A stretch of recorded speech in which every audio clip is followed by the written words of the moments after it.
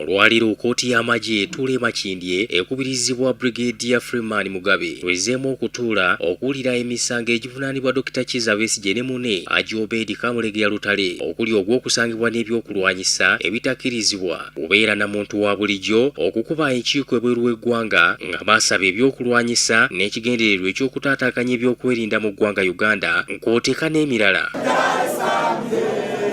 Abavunaanwa ku kkooti batuusewo ku ssaawa nga 2:30 ez'okumakya kyokka bannamawulire ne bannamateeka bo basoose kugaanibwa okuyingira mu luggya lwa kkooti eno era wabaddewo akatoobagira okuwankakiwa kkooti. Kyokka oluvannyuma bannamateeka kw'oteeka ne bannamawulire bakkiriziddwa okuyingira kyokka basoose kugaanibwa okuyingira munda mu kkooti w'oyinza okugamba nti awoozesebwa emisango era nawo wabaddewo akaleega bikya.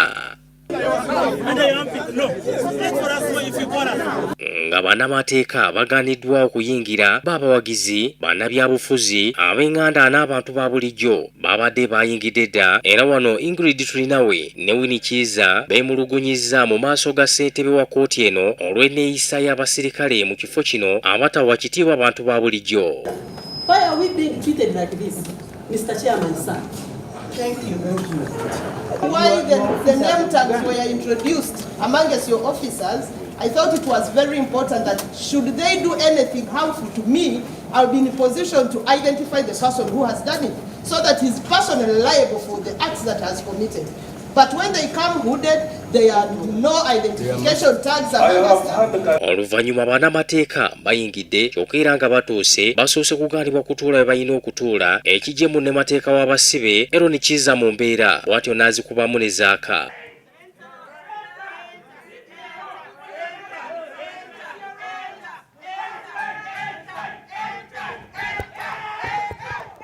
Kino nno kireeseewo akasambatuko era ono ayoleddwa ng'omubbi w'enkoko ne bamukunguja mpaka mu kaguli era ssentebe wa kkooti eno Brigadier Freeman Mugabe awaliriziddwa okuwummuza kkooti eno okumala eddakiika 15 n'ambirira.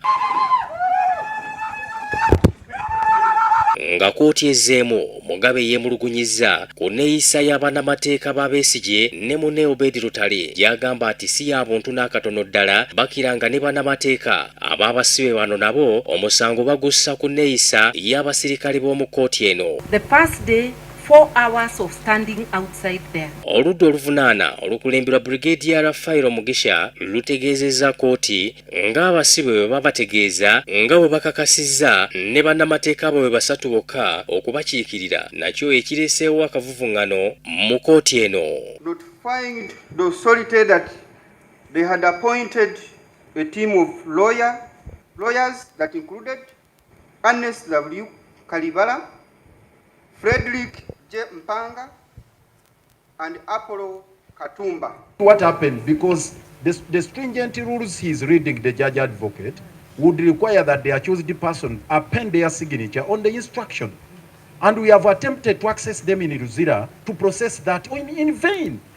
Munnamateeka Martha Karua akulembera bannamateeka abaabawawaabirwa bano bw'akkiriziddwa okwogera ategeezezza kkooti nga bwe balina okufuna ebiragiro ebijja okuva ew'abasibe baabwe ku kiki eky'okuzzaako oluvannyuma lw'omu ku bannamateeka baabwe abaggiddwako ssentebe wa kkooti eno ekyakkiriza. And we come here respectfully, we address the court and we leave.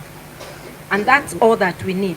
How is it going to affect the two gentlemen on the dock when one of their lawyers is not there?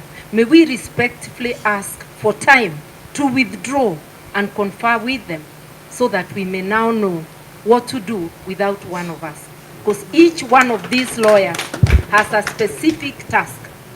The matter before you is the matter of life and death. Nga bamaze okwogera ne Besigye ne Lutale, Karua ategeezezza nti abasibe bategeezezza nti kikafuuwe kkooti okugenda mu maaso ng'omu ku bannamateeka baabwe taliiwo.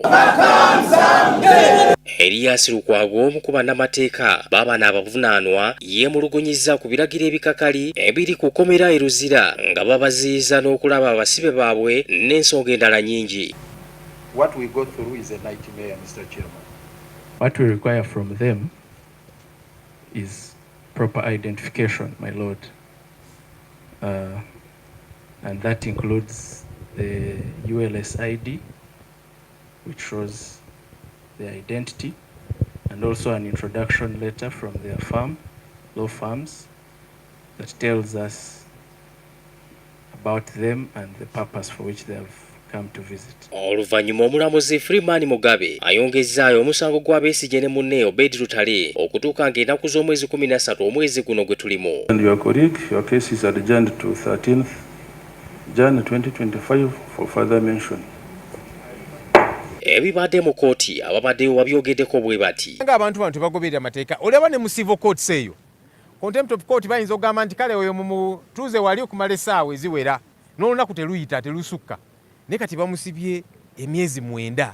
Ekyo kyali kibaddewa bumenyi bw'amateeka kikolebwa wanooka omunene eri ffenna nga bannamateeka eri nga bannayuganda ffenna oba muntu yenna ne bw'ataba munnayuganda. Adolf Semata yakusakidde egguli lino ku Lwagudde TV agaguddewo ku ssaawa emu.